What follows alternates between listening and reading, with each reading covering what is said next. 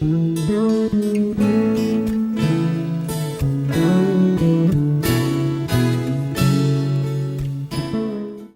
dia, queridos.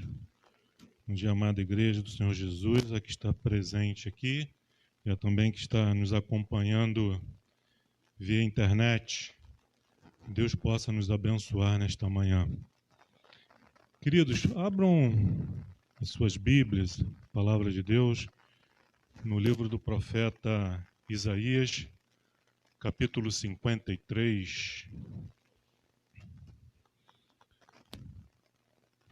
Está fazendo leitura apenas do primeiro versículo, depois estaremos orando, fazendo dessa mensagem. Encontraram? Isaías, capítulo 53, verso 1. Diz assim a palavra do Senhor: quem creu em nossa pregação? E a quem foi revelado o braço do Senhor? Novamente, quem creu em nossa pregação? E a quem foi revelado o braço do Senhor? Vamos orar? Pai amado, Pai querido, louvado e bendito seja o teu santo nome. A ti, ó Deus, toda honra, toda glória e todo louvor. É com alegria que nos achegamos à tua presença nesta manhã para nos assentarmos à tua mesa e comermos do teu pão espiritual. Que a tua graça, que a tua misericórdia possa se manifestar através da revelação da tua vontade, da tua verdade, da tua palavra, que é santa. Muito obrigado, ó Pai. Contamos com a tua unção, com o auxílio, com a intervenção do Espírito Santo na ministração das Sagradas Escrituras. Muito obrigado, Deus, em nome de Cristo Jesus, nosso Senhor e Salvador. Amém. Queridos, quando nós lemos aqui, nessa primeira parte, quem creu em nossa pregação? Pode parecer óbvio, evidente o que eu vou falar aqui, mas o óbvio, o evidente, muitas vezes passa desapercebido aos nossos olhos e não atentamos. Fala a respeito da pregação. Fala a respeito de uma mensagem. E a pergunta é: quem creu nessa mensagem? Mas a questão na qual nós temos que nos ater e entender que tão importante, entendam, tão importante quanto crer na mensagem, é saber em qual mensagem nós estamos crendo. Porque não precisa ser um especialista nas Escrituras para sabermos que há muitas mensagens circulando, sendo pregada, sendo ensinada, em nome de Deus. Há muitas mensagens que estão sendo pregadas, anunciadas, como o Evangelho de Jesus, e não é. E qual é o Evangelho?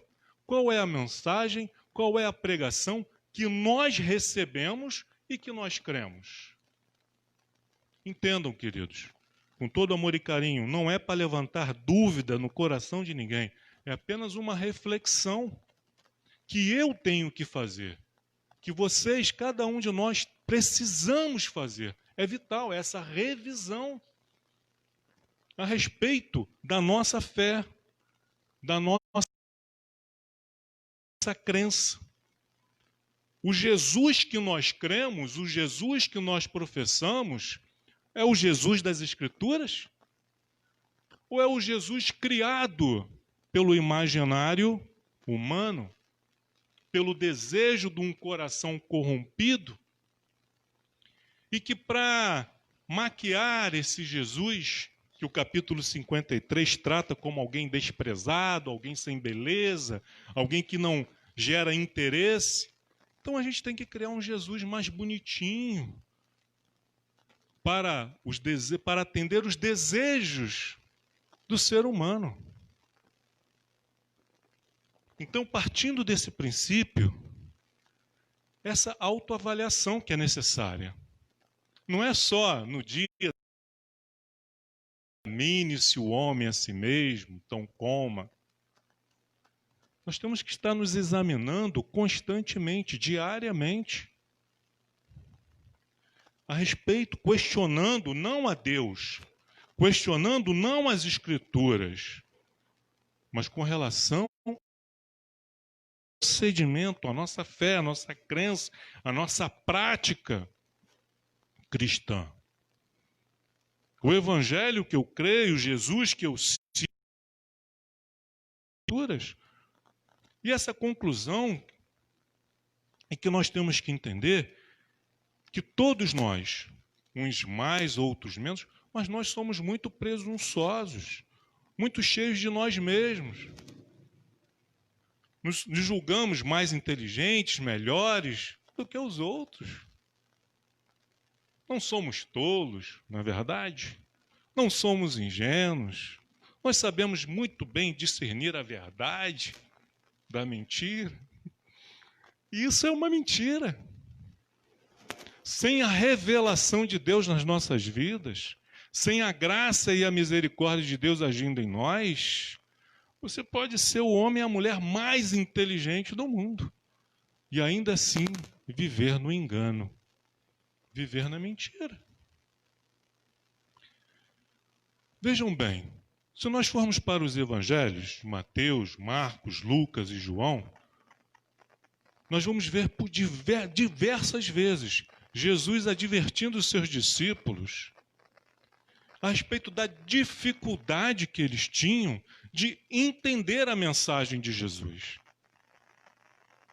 Sim ou não? Nós vemos isso nos evangelhos, Jesus, falando com seus discípulos da dificuldade deles entenderem, deles compreenderem.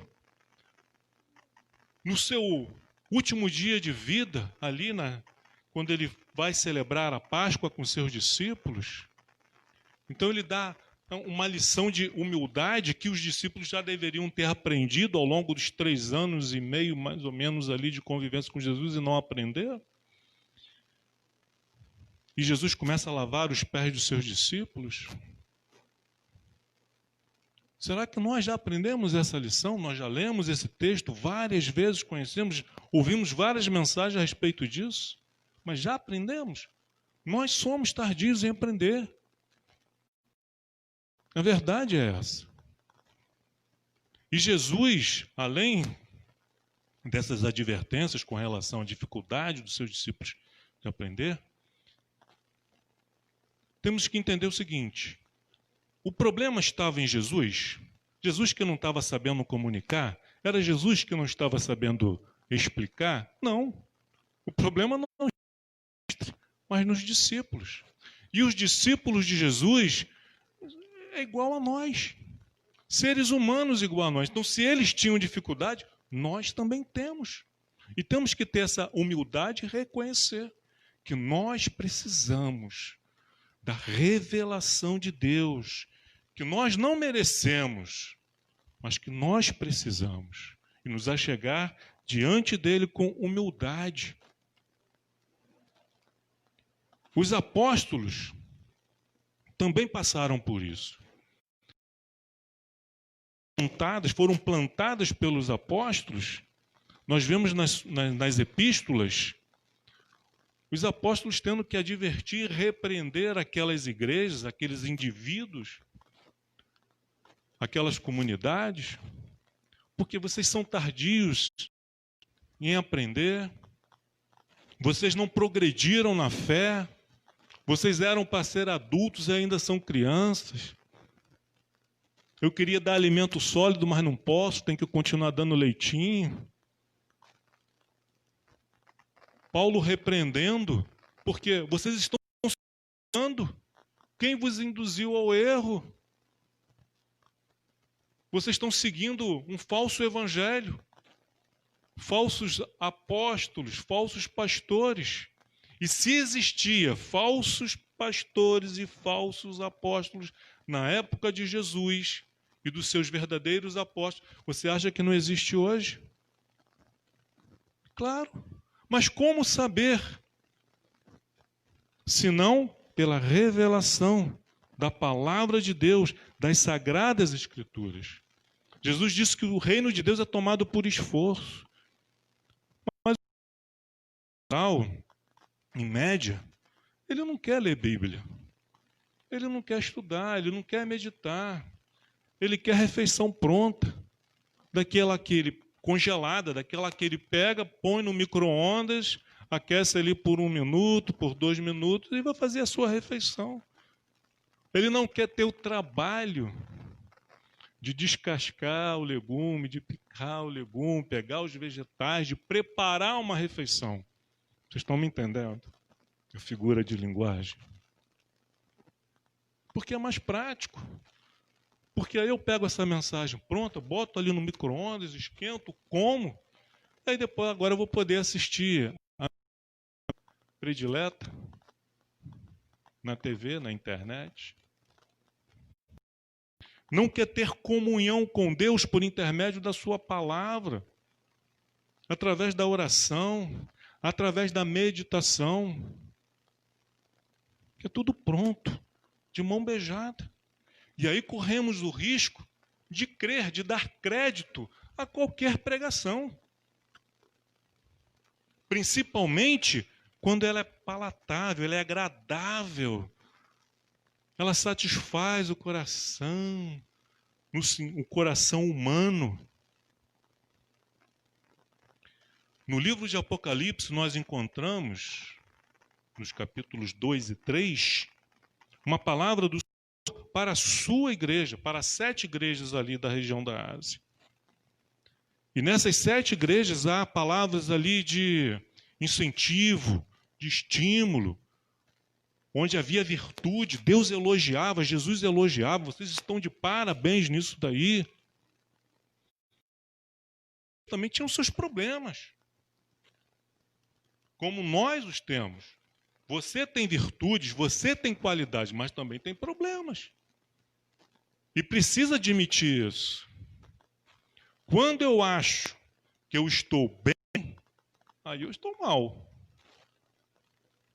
Eu tenho que entender que eu preciso e eu dependo de Deus. Será que, por exemplo, a igreja de Éfeso, ela é elogiada por Deus por ser uma igreja ortodoxa, uma igreja de muitas obras, uma igreja perseverante, que não suportava a maldade, que colocava em prova aqueles que se autodeclaravam apóstolos e não eram achados mentirosos. Era uma igreja que suportava provas por causa do nome do Senhor, e não esmorecia, mas abandonaram o primeiro amor. Talvez sejamos como Éfeso, cristãos exemplares, corretos, na prática, mas abandonamos o primeiro amor, fazemos o que fazemos de maneira automática, ali no embalo. Sabe essas coisas que a gente faz automaticamente, não precisa nem parar para pensar, para refletir por que está fazendo? Assim era Éfeso. Será que não temos em nosso meio, será que eu ou você, ou alguns dos irmãos que nos assistem pela internet, não estão vivendo assim? São cristãos irrepreensíveis aos olhos humanos, mas Deus olha, Jesus olha e vê que falta amor. Ou será que somos como Esmirna, uma igreja perseguida, uma igreja, de repente eu não sou, mas algum irmão é, uma igreja atribulada, que aos olhos humanos é uma igreja pobre, insignificante, mas ouve da boca do Senhor: você é rico, você vai passar por provas, você vai passar por dificuldades, mas não tema a tribulação, ser fiel até a morte, e dar-te-ei a coroa da vida. Deus fala conosco por intermédio que Deus vai falar comigo se eu não leio a palavra. Eu vou deixar os outros lerem por mim. É bom nós ouvirmos os outros também, porque Deus vai falar coisas com ele que não fala comigo. E vice-versa, e assim crescemos juntos. Mas eu não posso ficar como uma criança que na dependência do papai e da mamãe o tempo todo. Eu tenho que buscar, é como aquele filho adulto, já está adulto, já está em época de estar trabalhando, de estar sustentando, mas vive às custas dos pais. E na vida espiritual acontece a mesma coisa.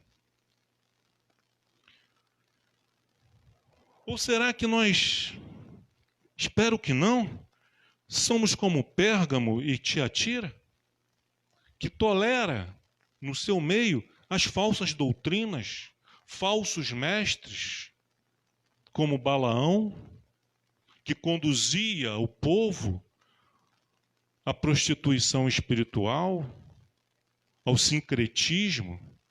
Não, Deus, Jeová, Yahvé é o nosso Deus principal, mas nós temos outros deusezinhos também que nós servimos. Ou como Tiatira, que tinha ali uma profetisa, chamada aqui como Jezabel, conduzindo o povo também à prostituição espiritual. Filadélfia, uma igreja elogiada por Deus, elogiada por Jesus. E com certeza nós temos aqui em nosso meio pessoas que merecem todos os elogios do Senhor, pela sua postura, pela sua posição, pela sua fé autêntica e verdadeira. Mas talvez tenhamos também nos assistindo, ou aqui presente, quem sabe, espero que não, crentes como Laodiceia, que se julgavam ricos e abastados, e assim mesmo, eu não preciso de coisa alguma, eu estou muito bem, obrigado. Eu não preciso de igreja, eu não preciso de pastor, não preciso nem... Vejam para mim como eu sou abençoado, como eu sou próspero, como eu sou rico, não me falta nada. Tudo que eu quero comer, eu vou no mercado, compro e como.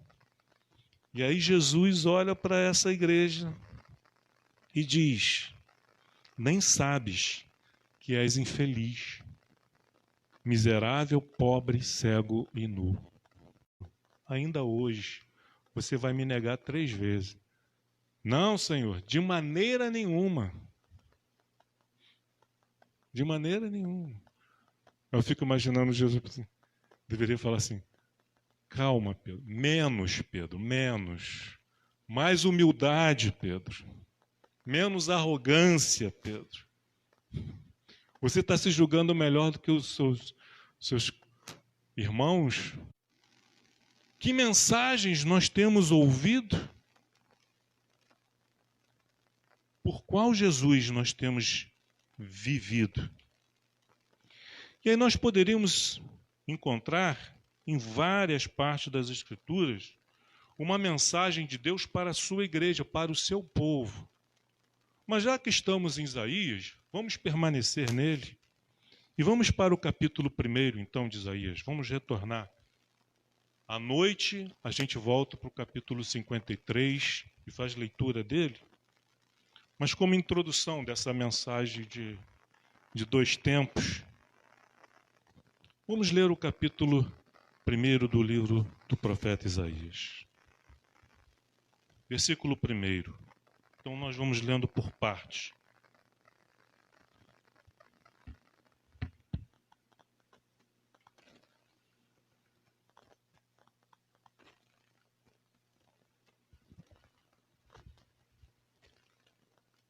Diz assim a palavra de Deus. Visão de Isaías, filho de Amós, que ele teve a respeito de Judá e Jerusalém, nos dias de Uzias, Jotão Acais, Ezequias, reis de Judá.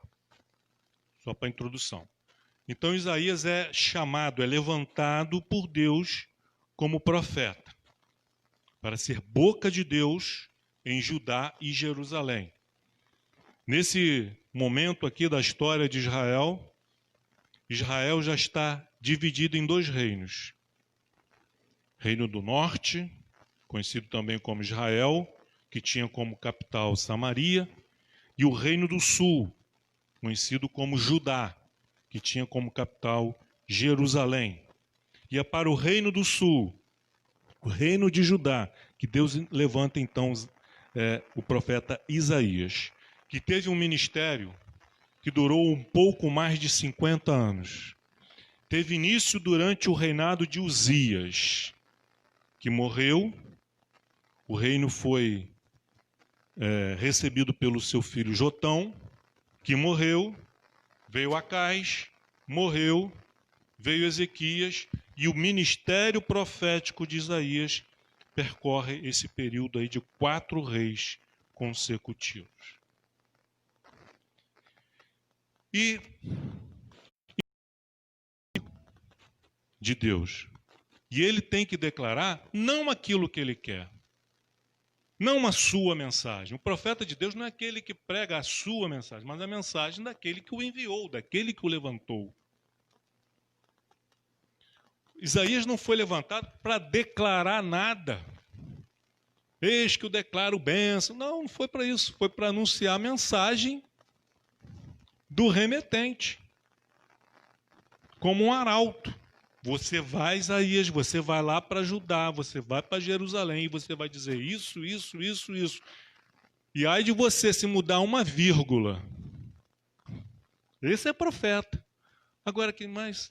Vai moldando, mas se eu pregar isso, se eu falar isso, o povo não vai aceitar. É isso que você tem que falar. Não é o que você quer falar. Não é o que o povo quer ouvir.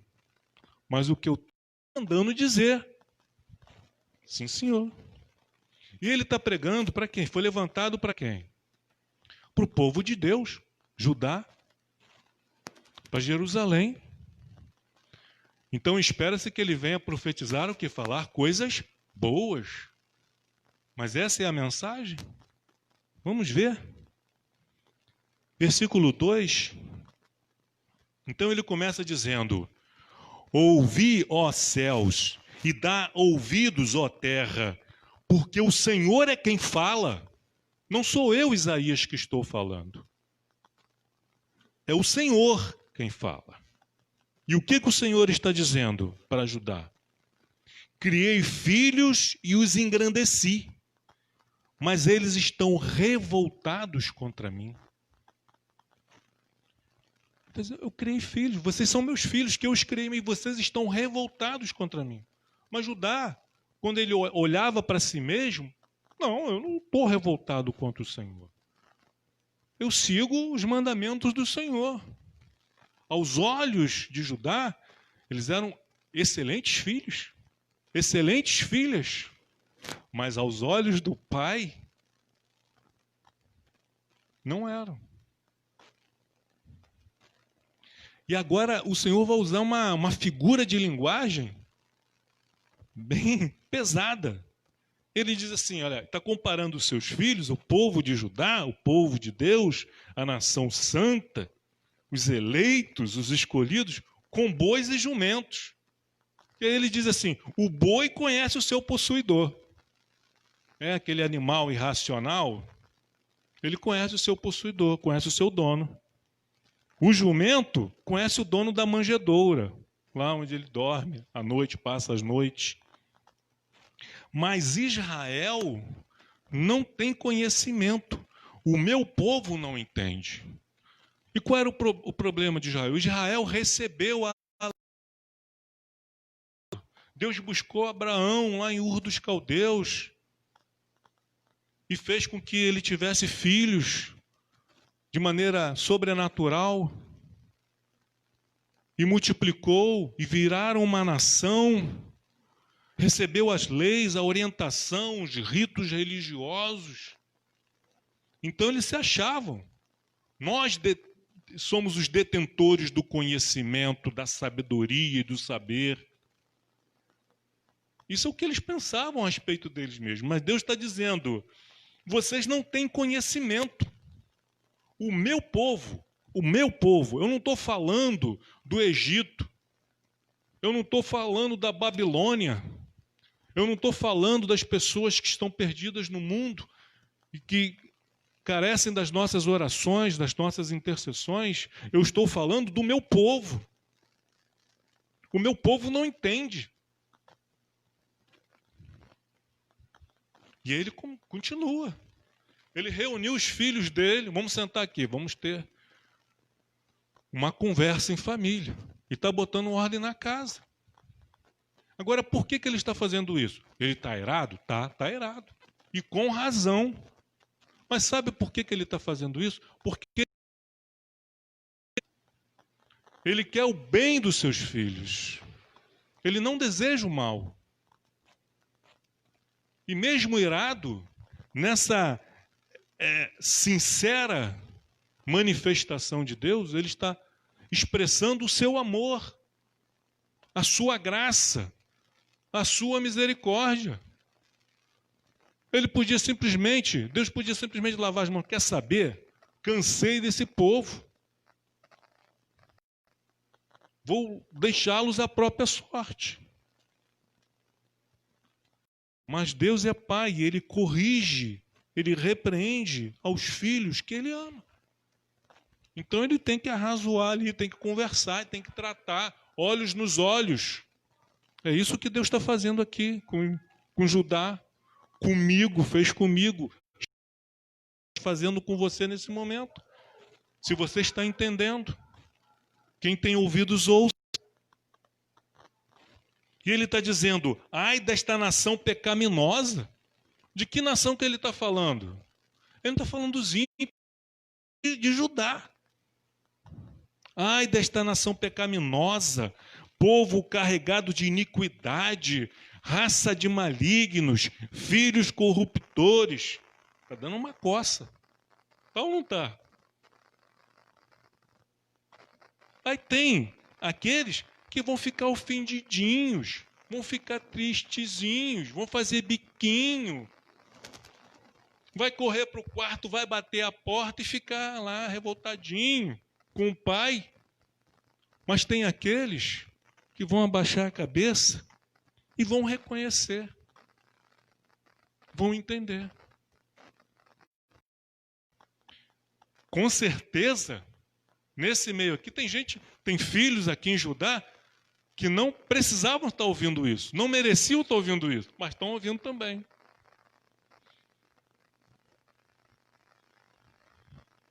Está dando uma coça aqui.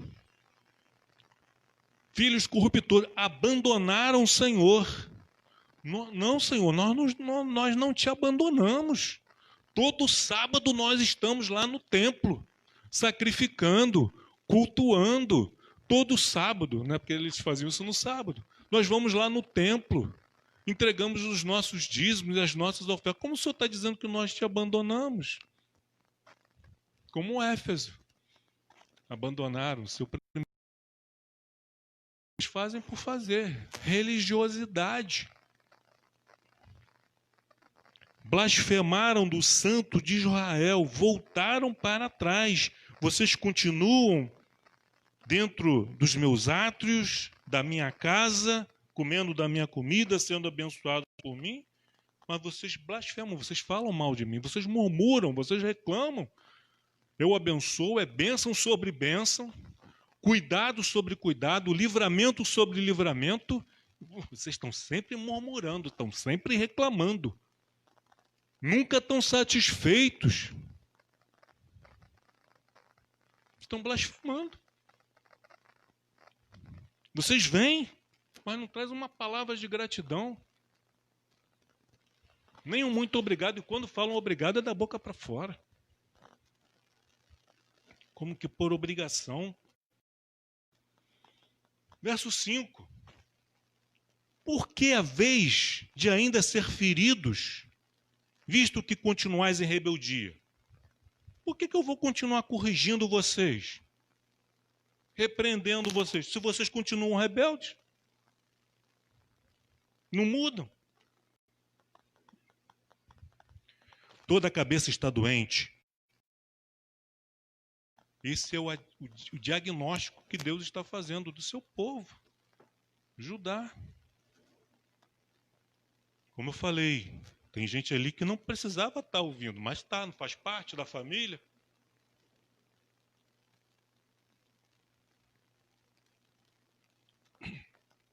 Desde a planta do pé até a cabeça, não há nele coisa sã, senão feridas, contusões e chagas inflamadas. Olha o diagnóstico que Deus está fazendo da saúde espiritual do seu povo.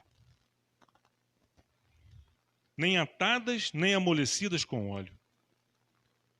A vossa terra está assolada, as vossas cidades consumidas pelo fogo, a vossa lavoura os estranhos devoram em vossa presença, e a terra se acha devastada como numa subversão de estranhos.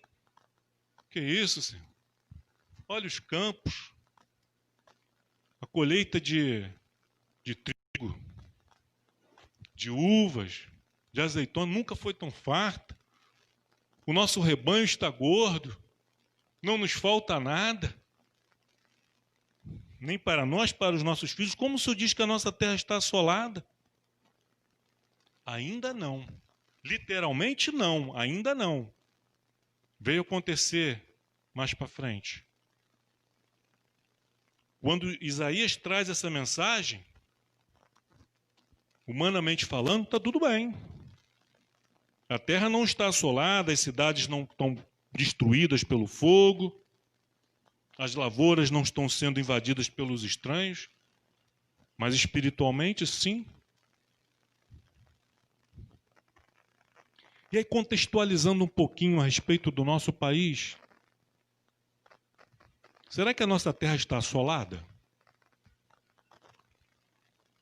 Aí olhamos assim, não. Comparado com os países que estão em guerra, onde tudo está destruído, não existe um prédio, uma casa de pé, não estamos. Será? É porque nós nos acostumamos. Nós nos acostumamos a passar pela rua e ver famílias inteiras debaixo de uma marquise, dormindo em cima de um papelão e se cobrindo com jornal. Nos acostumamos.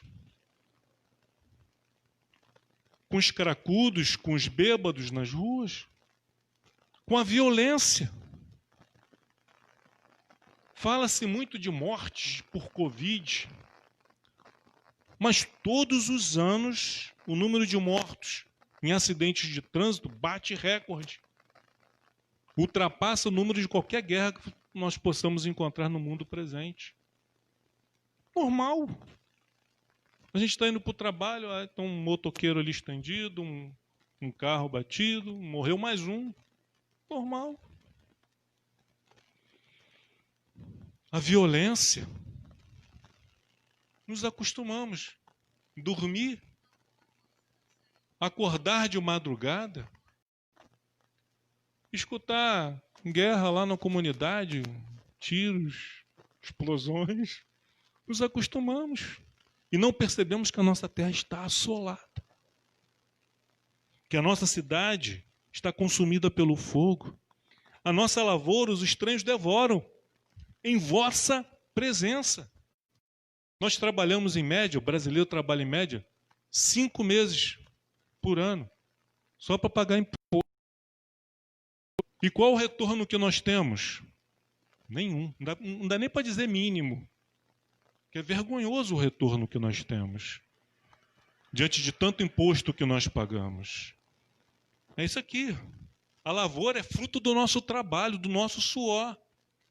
A gente trabalha para pagar as mordomias nos palácios do governo. Isso na nossa cara, na nossa presença, todos os dias. Liga, não bota no noticiário. Bilhões para lá, milhões para cá, desviado da educação, da saúde, da segurança, de infraestrutura. A nossa presença. E por quê? A terra se acha devastada como numa subversão de estranhos. A filha de Sião, verso 8, é deixada como choça na vinha, como palhoça no pepinal, numa cidade sitiada. Choça e palhoça é a mesma coisa. São de palha que os trabalhadores nas vinhas, no pepinal, faziam, porque moravam distante, então eles trabalhavam durante o dia e passavam a noite ali debaixo daquela barraquinha ali, para no outro dia levantar cedo e continuar.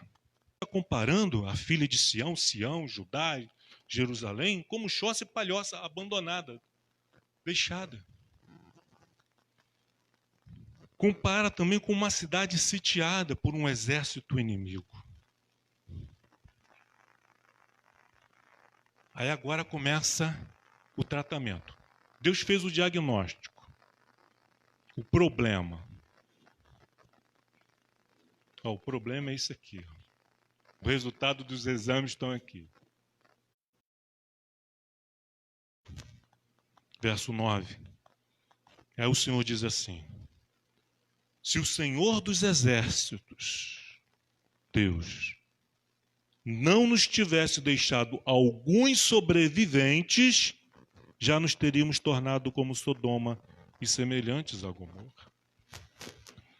O que significa que em Judá ainda havia alguns sobreviventes. Queira Deus que nós, você e eu, você que está nos acompanhando aí pelo Facebook, nós façamos parte desse grupo de sobreviventes, dessa minoria de sobreviventes, de guerreiros e guerreiras que insistem em lutar em prol da verdade, em buscar a justiça. O verdadeiro Cristo, o verdadeiro Senhor, Salvador das nossas vidas. Verso 10. Ouvi a palavra do Senhor, vós, príncipes de Sodoma, prestai ouvidos à lei do nosso Deus, vós, povo de Gomorra. Deus não está falando para Sodoma e Gomorra, está falando para seu povo, mas está comparando o seu povo a Sodoma e Gomorra, que ainda existe, sobrevive por causa dos sobreviventes, por causa de um remanescente. Então, eu olho para as Escrituras e vejo a igreja do Senhor Jesus Cristo espalhada sobre a face da terra como uma grande Judá, o povo de Deus. Mas aí eu olho para as Escrituras e vejo que dentro desse povo todo, esse povo numeroso, que no censo dá não sei quantos milhões de brasileiros se declaram evangélicos, há um pouco de sobrevivente. Porque muitos estão vivendo no engano de um falso evangelho. Mas não por culpa de Deus.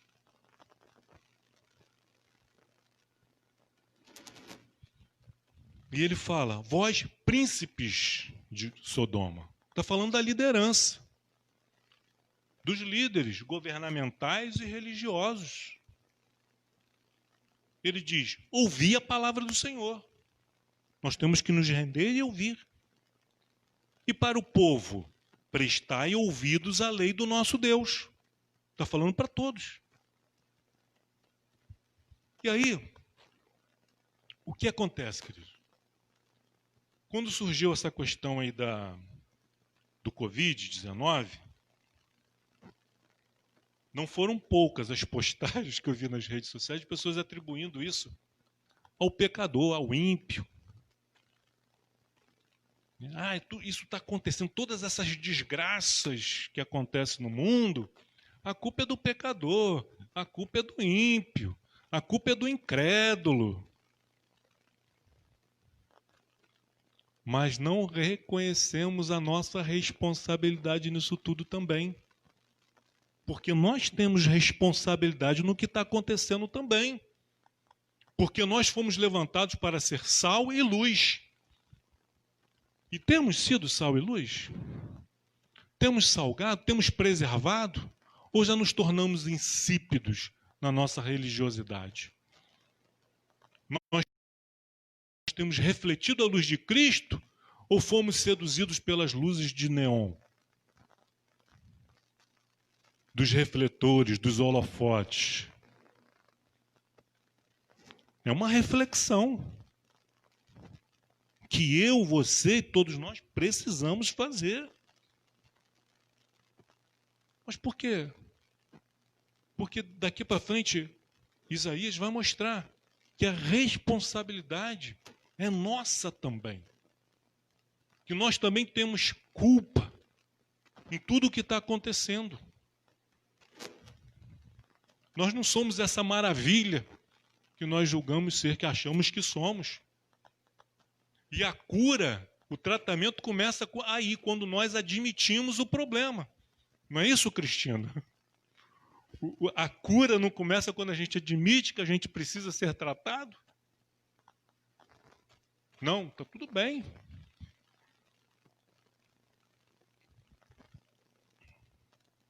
E aí Deus vai dizer assim para o povo de Judá, para o seu povo, para a igreja do Antigo Testamento. De que me serve a mim a multidão dos vossos sacrifícios? Diz o Senhor. Eu estou farto dos holocaustos de carneiros e da gordura de animais cevados, e não me agrado do sangue de novilhos, nem de cordeiros, nem de bodes. De que me serve tudo isso? De que me servem os seus cultos, os seus dízimos e ofertas? De que me serve? Por que Deus não se agrada disso? Eles estão fazendo coisa errada? Não, não estão fazendo. Estão fazendo o que eles devem fazer. Mas por que Deus não está se agradando? A gente vai descobrir mais à frente. Porque estão fazendo aquilo ali por religiosidade. Mas tem outros problemas. Verso 12. Quando vindes para comparecer perante mim, quem vos requereu só pisardes nos meus atos? Vocês vêm aqui, pisam nos meus atos, vêm na minha casa e acham que estão me fazendo favor. E não estão. Entendo, se vocês vêm a mim é porque vocês precisam de mim. É o que Deus está falando. Mas o povo vai naquela ideia de que não, eu tenho que ir lá para prestar culto para o Senhor, como se estivesse fazendo um favor para Deus. Se você vem com essa mentalidade, melhor nem vir. É o que Deus está falando aqui. Se você não vem com um coração cheio de gratidão, de prazer, de alegria, não vem não.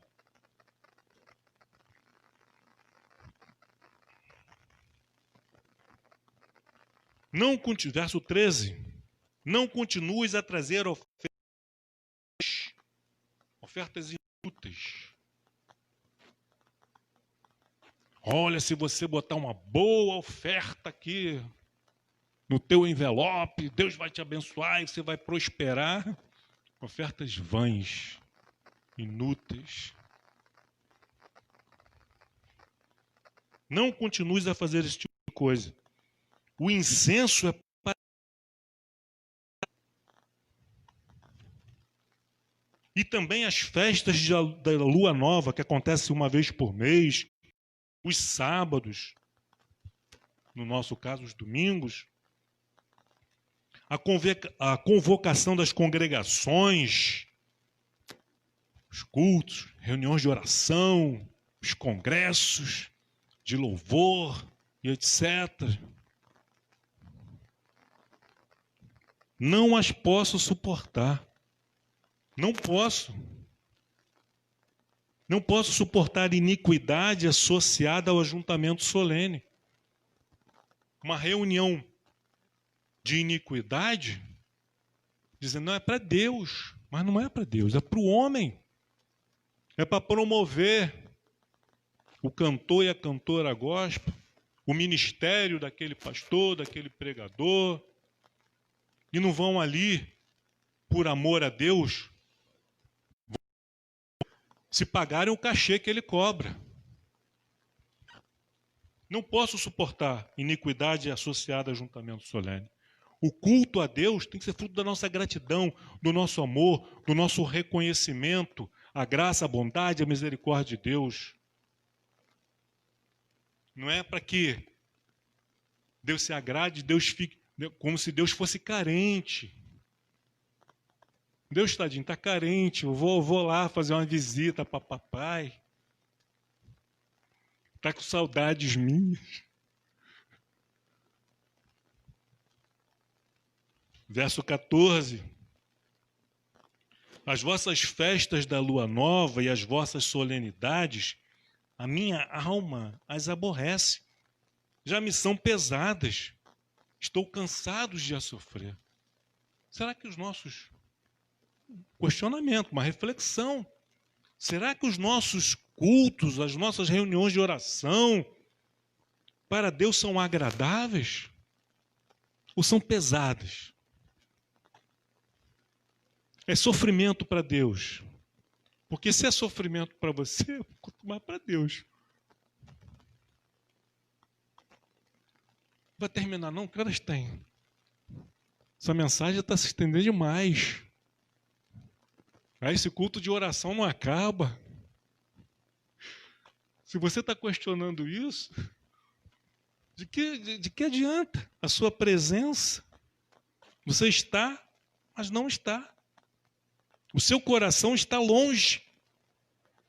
Esse povo me louva de lábios, mas o coração está longe, está distante de mim. Verso 15. Pelo que quando estendemos as mãos, escondo de vós os olhos. Quero nem ver. Sim, quando multiplicais as vossas orações, não as ouço, porque as vossas mãos estão cheias de sangue. Ah, não, aí não. Não tenho sangue na minha mão, nunca matei ninguém. Mas quando nós vamos para Ezequiel capítulo 3, verso 18, o Senhor diz o seguinte: quando eu disser ao perverso, para ele se corrigir do seu mau caminho, e você não corrigir, você não advertir o perverso, ele vai morrer no seu pecado, ele vai morrer no pecado dele. Mas o sangue dele eu vou requerer das suas mãos. Mas, Senhor, nós estamos vivendo dias difíceis, que nós não podemos falar determinadas coisas, porque senão nós vamos ser taxados de preconceituosos, de atrasados, pessoas desprovidas de amor. Né? Se você falar a verdade a respeito do pecado daquela pessoa, e você está falando para o bem dela, você está falando com ela em off, não está fazendo fofoca. Uma situação, é uma questão ali de liderança para o membro, de irmão para irmão, de amigo para amigo. Ah, mas eu não quero ofender, eu não quero entristecer, vai ficar chateado comigo.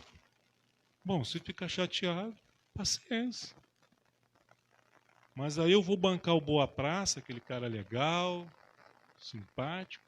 E aí quando aquela pessoa, a quem eu amo, morrer, ela vai para o inferno, no seu pecado. E Deus vai requerer de mim o sangue dessa pessoa.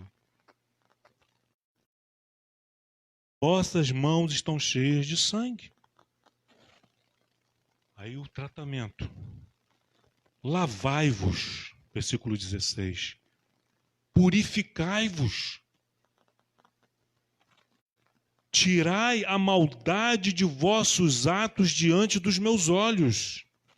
Cessai de fazer o mal. Então a primeira coisa que nós precisamos fazer é nos lavar, nos purificar, cessando de fazer o mal. Porque engana-se quem acha que faz o mal e ninguém está vendo, porque Deus está vendo. Por isso ele diz, tirai a maldade dos vossos atos de diante dos meus olhos, porque nada fica oculto aos olhos do Senhor. Então, a primeira coisa, eu preciso me lavar, eu preciso me purificar, parando, cessando de fazer o mal, de fazer aquilo que é errado. Mas o que é errado? Um princípio, né? A gente não vai ter tempo para trabalhar aí. Um básico do que é errado é você fazer com o outro aquilo que você não gostaria que ele fizesse com você. Então, assim, vou fazer isso, vou falar de fulano, vou fazer fofoca. Não. Você gostaria que falassem de você, que fizessem fofoca de você? Não. Então isso é errado. Ah, eu vou fazer determinada coisa. Ah, você gostaria que fizessem isso com você? Não. Então isso é o mal. Então a gente já começa a se purificar aí. A se limpar aí. Não fazendo ao outro, seja Deus ou seja quem quer que seja, aquilo que você não gostaria que fizesse com você. Princípio básico.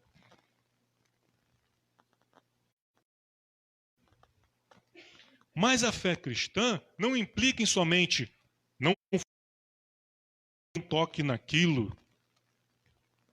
A fé cristã, ela vai muito além. Ela vai no quê? Versículo 17. Aprendei a fazer o bem. Então, deixem de fazer o que é mal e aprendam agora. Substituam as práticas da maldade pela bondade. Substitua o mal pelo bem.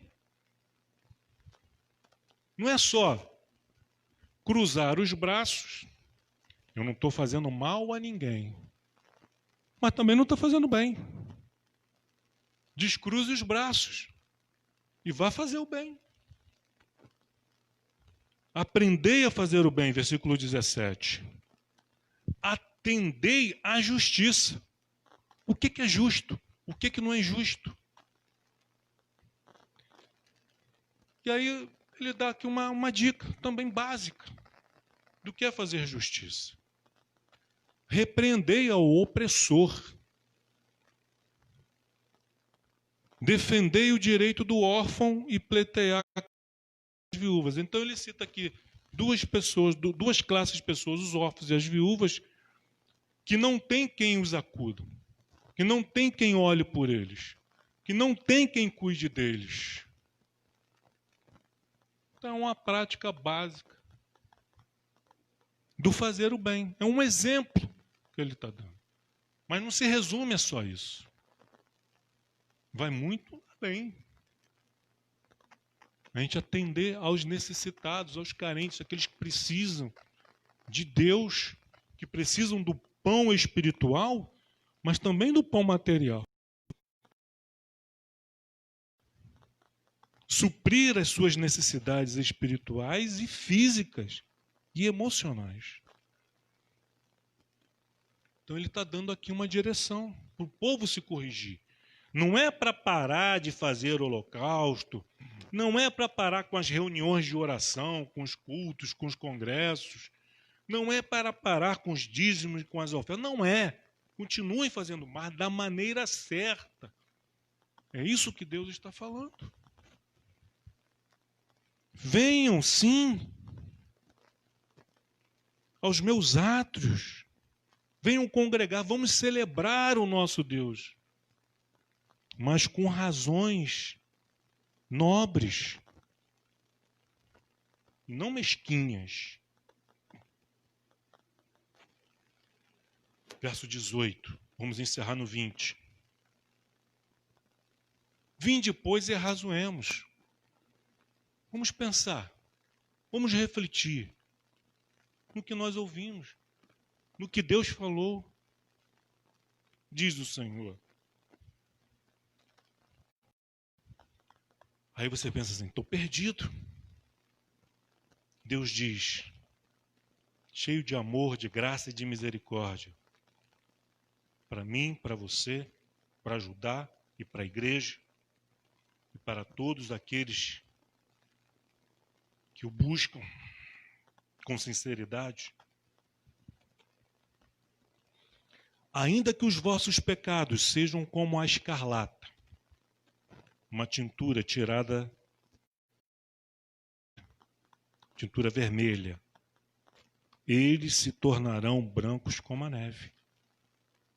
Mas quem vai nos purificar do pecado? É Deus. Eu não tenho. O jejum não me purifica do pecado.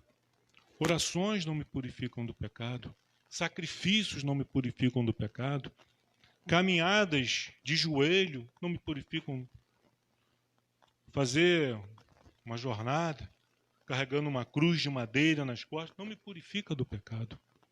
O que me purifica do pecado é a palavra do Senhor, o Verbo vivo, o Filho de Deus que foi enviado ao mundo por você e por mim, derramando o seu sangue, sim, o seu sangue escarlata, o seu sangue carmesim, na cruz do Calvário, para nos purificar de todo o pecado, para que possamos nos tornar brancos como a neve e brancos como a lã. Se nós perguntarmos para qualquer ser humano, você gostaria de comer, de provar do melhor dessa terra, ter acesso às melhores coisas que você, todos diriam que sim, claro, todos, não precisa nem ser crente para isso. Não precisa nem ser cristão para isso. Mas a questão não é se eu quero o melhor de Deus na minha vida. A questão é se eu quero dar ouvido a Ele. Ouvir as suas palavras. Versículo 19. Se quiserdes e me ouvirdes. Ouvir não é escutar. Ouvir é ouvir e praticar. Colocar em prática aquilo que se ouviu, aquilo que se aprendeu, aquilo que foi ensinado. Se quiserdes, se vocês me ouvirem, se vocês não ficarem revoltados contra mim por causa do que eu estou falando a respeito de vocês, e estou falando a verdade, porque eu os amo, porque eu quero o seu bem, quero o seu progresso, a sua salvação. Quero que tenhamos comunhão como pai e filhos. Se quiserdes e me ouvirdes, comereis o melhor desta terra. Agora nós temos que entender dentro do contexto da palavra de Deus o que é o melhor desta terra. Para a gente não criar falsas ilusões. Um pregador oportunista, está vendo? Deus está dizendo que você vai comer o melhor dessa terra. Você vai viajar, você vai conhecer o mundo viajando só de primeira classe. Vai comer nos melhores restaurantes. Não é disso que Deus está falando. O que tem de melhor nessa terra? Senão o nosso Deus. Vamos ter comunhão com Ele. Vocês vão comer do melhor desta terra. Vocês vão comer das minhas palavras. Vocês vão se fortalecer. Vocês vão ser curados. Vocês vão ser tratados. Vocês vão se tornar saudáveis por causa dessa alimentação. Não vai precisar estar buscando um livrozinho de autoajuda.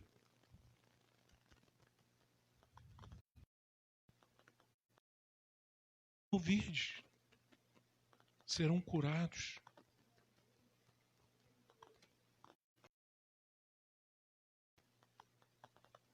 Mas, se recusardes e fordes rebeldes, continuarem na rebeldia de vocês, lamento dizer, não é com alegria que eu digo isso, sereis devorados à espada. Quando diz para um filho que está no mundão aí perdido, e diz assim, meu filho, minha filha, sai dessa vida, isso não vai acabar bem, isso não vai ter um bom fim, olha com quem você está andando, o que você está fazendo, os lugares que você está... Você acha que isso vai acabar bem? O pai, ele está amaldiçoando o filho, está desejando o mal? Não, ele está aconselhando. É o que Deus está falando. Deus está aconselhando, está orientando. Mas se recusardes e fordes rebeldes e continuar, lamento. É com tristeza que Deus diz isso. Sereis devorados, espada. Porque a boca do Senhor o disse. Porque a boca do Senhor o disse. E dentro desse... Não vou estar lendo o texto, só citando. Isaías, incontestavelmente, era profeta de Deus. E como profetas de Deus, corremos o risco de achar que está tudo bem conosco. Aí chega no capítulo 6, e Deus vem falando com Isaías diversas profecias. E usando e falando, Isaías sendo boca de Deus. Mas quando chega no capítulo 6, Isaías tem uma visão. E aí ele vê o trono de Deus. Ele vê Deus. Vê os serafins voando, declarando, né? Os serafins estavam por cima dele, cada um tinha 6 asas. Então ele teve uma visão ali do trono de Deus. E aí o que acontece com Isaías? Versículo 5. Então disse eu, ai de mim, estou perdido, porque sou homem de lábios impuros, habito no meio de um povo de impuros lábios, e os meus olhos viram o Rei, o Senhor dos Exércitos. Nem mesmo Isaías, quando se deparou com a glória, com a majestade, com a beleza de Deus, ai de mim. Ele confessou, ele reconheceu o seu pecado. E qual era o pecado dele? Embora ele fosse profeta de Deus, embora ele fosse boca de Deus, o pecado dele estava onde? Nos lábios, na boca. Estou perdido. Mas aí o que aconteceu? Deus envia um serafim, pega uma brasa viva, com uma tenaz, que é aquele instrumento do ferreiro, que ele manipula os objetos no fogo, toca na boca de Isaías e diz que agora está limpo. E diz, depois disso, ouvi a voz do Senhor que dizia, a quem enviarei e quem há de ir por nós? Disse eu, eis-me aqui, envia-me a mim. Nosso Deus é maravilhoso, queridos. O Evangelho, a palavra de Deus, magnífica. Quem creu na pregação? Quem creu na mensagem do Senhor? Crer é vital. Mas tão vital quanto crer é saber se o que nós cremos, estamos crendo na verdade, ou se é uma mentira. Não essa verdade, essa aqui é incontestável, mas a verdade que está sendo pregada e ensinada em muitas mensagens, muitas pregações, muito modismo. Vamos permanecer naquilo que é sólido, naquilo que é consistente, verdadeiro. Amém? Vamos orar enquanto os músicos tomam posição.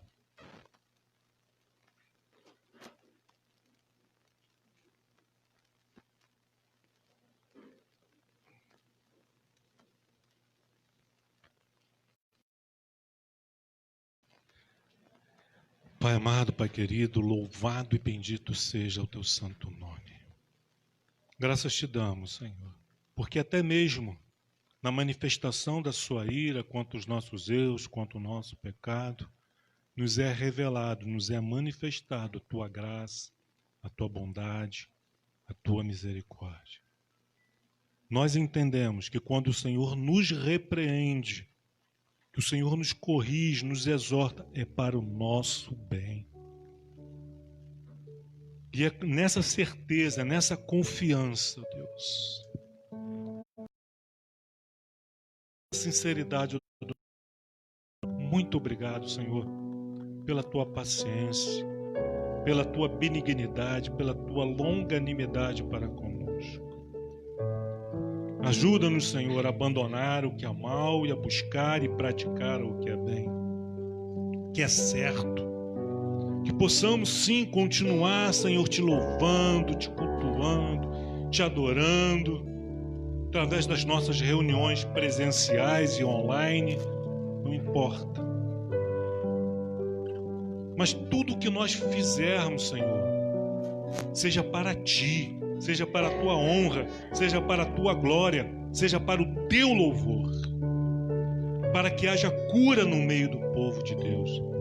E não sejamos minoria, como alguns poucos sobreviventes. Oh, Pai, nós cremos na Tua palavra, que diz que se os nossos pecados, ainda que sejam vermelhos, como a escarlate e o carmesim, o Senhor tem poder, só o Senhor, para nos purificar, nos lavar de toda iniquidade. Muito obrigado, Pai, obrigado, Jesus, pelo Teu amor, pelo Teu sacrifício por nós na cruz do Calvário.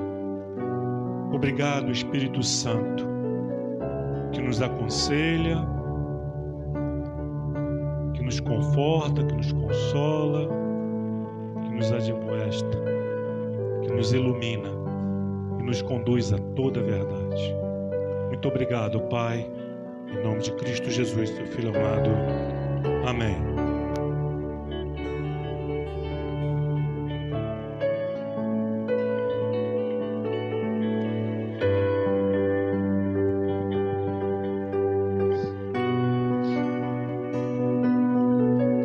Vamos adorar o Senhor com esse cântico.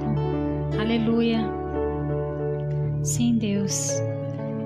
Queremos nos arrepender, Senhor, e nos quebrantar diante de Ti. Ajude-nos, ó Pai. Cante comigo. Aleluia.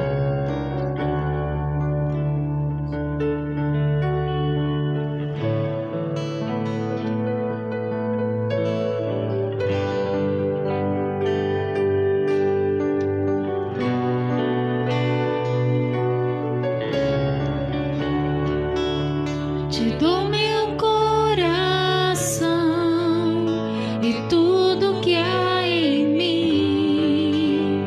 Entrego meu viver por amor a Ti, meu Rei. Meus sonhos rendo a Ti e meus direitos dou. O orgulho vou trocar pela vida do Senhor. Diga, igreja. E eu entrego tudo a Ti, tudo a Ti. E eu entrego, e eu entrego tudo a Ti, tudo a Ti. Transforma-nos, Senhor. Aleluia. Eu canto esta canção de entrega